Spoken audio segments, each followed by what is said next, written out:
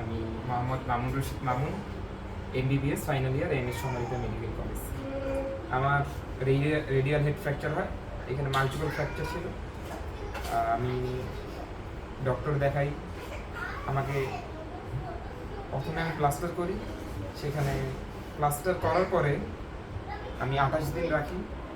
তো এই প্লাস্টার রাখার পরে আমি যখন প্লাস্টার খুলি, আমি ঠিকমতো মুভমেন্ট করতে পারতেছিলাম না, আমার রেডিয়াল হেড ফ্র্যাকচার ছিল।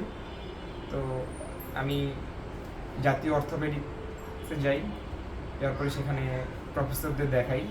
আমি কয়েকজন অভিজ্ঞ প্রফেসরের কাছে বিষয়টা বলি, তো তারা কম বেশি সবাই আমাকে একই কথা বলে যে আপনি একজন অভিজ্ঞ ফিজিওথেরাপিস্ট দ্বারা থেরাপি দেন। তো আমি এই অভিজ্ঞ ফিজিওথেরাপিস্ট, এই ওয়ার্ডটা আমাকে মানে কয়েকবার শোনার লাগছে যে সবার কাছে না অভিজ্ঞ, যারা মানে এই ফ্র্যাকচার নিয়ে কাজ করছে, মানে অভিজ্ঞতা ভালো।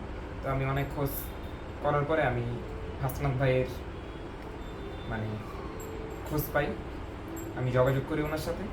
যোগাযোগ করার পরে আমাকে সেখান থেকে বলা হয়েছিল 45 দিন আমি যেন থেরাপি দিই। তো 45 দিন থেরাপি দিলেই ঠিক হয়ে যাবে। আমি মোটামুটি ওনার কাছে 15 থেকে 20 দিন থেরাপি দেওয়ার মধ্যেই আমার হাত আসলে ঠিক হয়ে গেছে। আমি ঠিকমতো মুভমেন্ট করতে পারি, যে মুভমেন্ট রেস্ট্রিকশন সেটা শেষ আলহামদুলিল্লাহ। আমি এখন মানে সুস্থ। তো আপনারা নির্দ্বিধায় ভাইয়ের সেন্টারে আসতে পারেন। হ্যাঁ, অভিজ্ঞ একজন মানুষ, আমি যেটুকু পাইছি আমি সেটুকুই বললাম, কোনো বাড়াই বলি নাই। আপনারা নির্দ্বিধায় এখানে আসতে পারেন, এই স্পাইন সেন্টার। ঠিক আছে, আসসালামু আলাইকুম।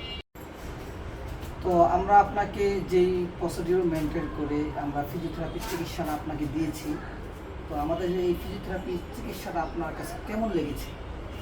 এটা বেস্ট, আমি সাজেস্ট করব আপনারা খোঁজ খবর নেবেন, নিয়ে অবশ্যই সঠিক জায়গায় আপনাদের সেবা আপনারা নেবেন।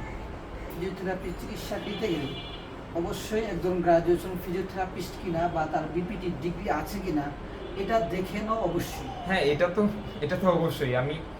আমি যখন অর্থোপেডিক্স দেখাই, আমাকে ওইখানে বলে দিছে এটা যে আপনারা নির্দ্বিধায় ভাইয়ের সাথে যোগাযোগ করবেন। ওকে, আল্লাহ হাফেজ, আপনাকে ধন্যবাদ।